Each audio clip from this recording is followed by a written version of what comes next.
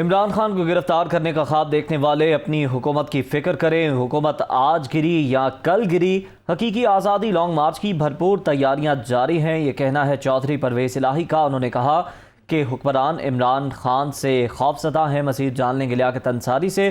لیاقت انصاری، کیا کہنا ہے پرویز الہی کا؟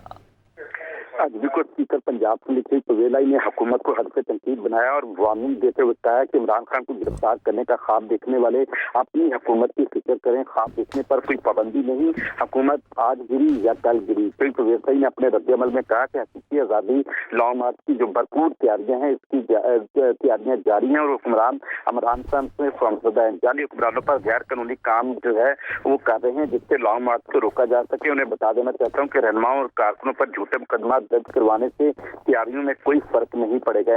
چودھری پرویز الہی نے کہا کہ عوام کی ایک ہی دہائی ہے کہ اگر حکومت سنبھال نہیں سکتے تھے تو یہ حکمران آئے کیوں؟ عوام کے ساتھ ساتھ آئی ایم ایف کو بھی عارضی حکومت پر اعتبار نہیں۔ چودھری پرویز الہی نے کہا کہ حکومت کی جانب سے مہنگائی بم کی دوسری کیس جون میں آئے گی اور عمران خان نے جو روس کے ساتھ 30% سستے تیل کا معاہدہ کیا تھا، اگر اس پر عمل کیا جاتا تو آج ڈالر کی آسمان سے باتیں کرنے کی صورتحال کا سامنا نہ کرنا پڑتا۔ مہنگائی کی وجہ سے ملک کی معیشت تباہی کے دہانے پر کھڑی ہے۔ شکریہ لیاقت انصاری۔